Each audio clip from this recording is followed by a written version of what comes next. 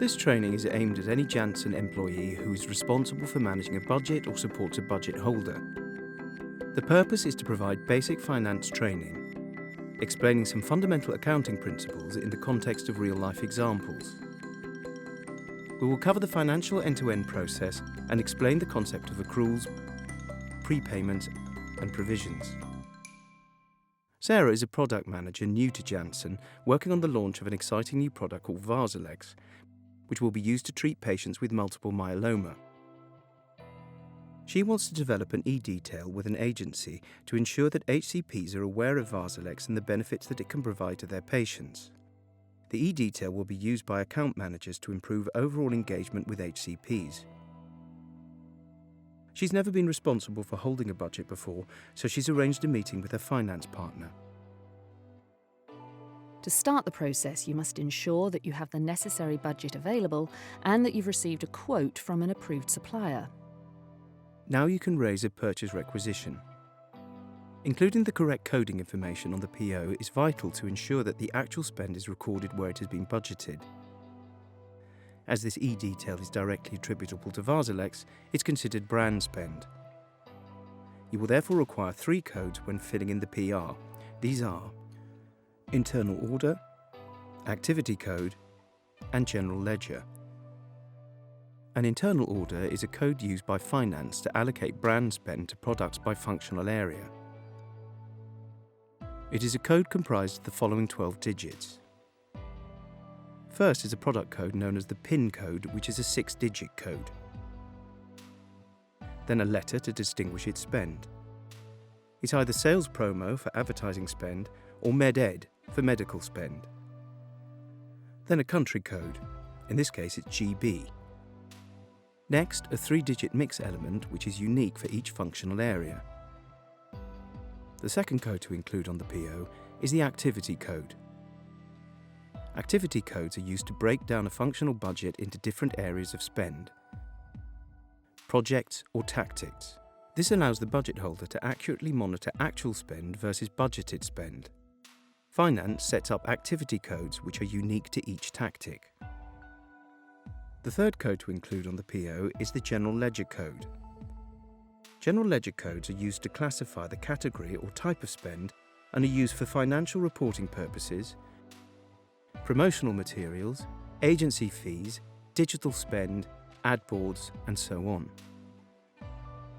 Now the purchase requisition is complete, and once approved, it turns into a purchase order. The purchase order is a legally binding document that we issue to our suppliers indicating our commitment, terms and conditions of purchase, and invoicing information. A PO must always be created before any commitment is made to the supplier. Once the purchase order has been raised, the agency can start work on developing the e-detail. When the agency has delivered the e-detail to you, you will need to goods receipt the purchase order. Goods receipting is our evidence that the goods or services have been received or performed. Valid proof of this delivery includes delivery notes, detailed email confirmation from the supplier, or a signed contract specifying agreed costs. The goods receipt triggers the recording of the cost in our finance system. In order for the supplier to be paid, they must submit the invoice to the shared service centre electronically. Payment is made when there is a 3-way match between PO, GR and invoice. In this example, if Sarah had been raising a PO for expenditure not directly attributable to a brand, for example for a contractor, this is known as a non-brand spend. Non-brand spend includes employee remuneration, contractor costs, entertainment and subsistence, and non-brand specific travel and other discretional spend. There are 2 codes that you need to include on the PO for non-brand spend. These are Cost Center and General Ledger. A cost center is a code used by finance to group departmental spend by function. For example, there is a separate cost center for the Varzalex selling and marketing teams. So that's an overview of the end-to-end process where the activity occurs within a quarter-end time frame. Let's now take an example where the activity spans across 2 accounting periods. I'm a HEMA manager supporting Zincadium, a new exciting launch product within the oncology portfolio. I have raised a PO and have engaged a supplier to start work performing a systematic literature review. This is to support a HTA submission for NICE due next year. Year-end is approaching and not all the work will have been completed. I'm concerned that this spend will come out of next year's budget. No problem, Anna. When do you expect work to be finished? The majority of the work will be done before year-end, with a final review and tweaks in the new year. The quarter-end goods receipt deadline has passed, so what should I do? Don't worry, we can accrue work done to date to ensure that it gets correctly recorded in the correct accounting period. An accrual allows you to report the costs of any work done regardless of whether we have yet been invoiced. All you have to do is provide your finance partner with third-party backup to support the accrual. For example, an email confirmation from the supplier confirming the PO, and also the value of work that they anticipate will have been completed before quarter end. You will still need to goods receipt the activity as normal after quarter end. The accrual is only a short-term measure used to match expenditure with a related activity. Great, thanks. Zincadium has a potential to transform patients' lives, and we are very hopeful that this work will support routine access on the NHS.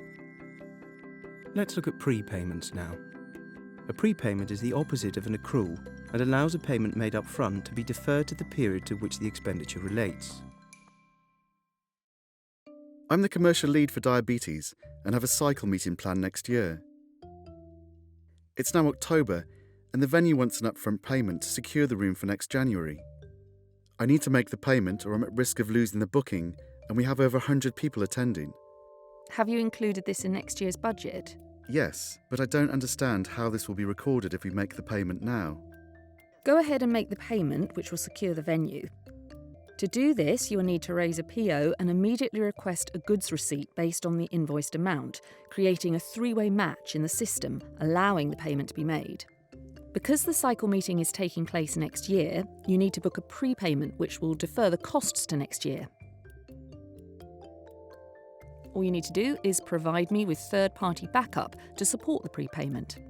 A copy of the invoice stating the venue reservation date will do. Great. Cycle meetings are a really important opportunity for the brand team to assess past performance and align on future strategy. By capturing all costs related to the quarter just gone, both accruals and prepayments allow better financial management. This gives senior management a better understanding of underlying activity across the business, which improves investment decision-making and ultimately benefits patients. The budget holder is responsible for letting their finance partner know of any activities that need to be accrued or prepaid on a quarterly basis. So far, we've looked at examples of an accrual and prepayment where the intention is to match expenditure with the period to which the activity relates. An exception to this general matching principle is financial provisions where costs are recognised up front when a legal obligation is created, irrespective of the timing of activity. I am a manager in the Government Affairs and Comms team. I'm working on a contract with a patient advocacy group, collaborating with them on a new project, providing them with funding over a number of years. I have budgeted for the cost this year, but how do I account for the payment over the life of the project? Hi James, do you have a signed contract with the PAG? And does it commit Janssen to a future financial outlay with no recourse, irrespective of the project meeting all of its completion milestones? Yes, the contract has been signed and it does commit us to this outlay regardless of the project deliverables. I haven't informed the customer and field support team to make the payment, and I'm aware that the quarter-end deadline has passed. What should I do? Don't worry, I'm able to provide for 100% of the cost up front because we have a legal obligation and a financial liability. Remember, the provision is only a temporary measure which will reverse the following month.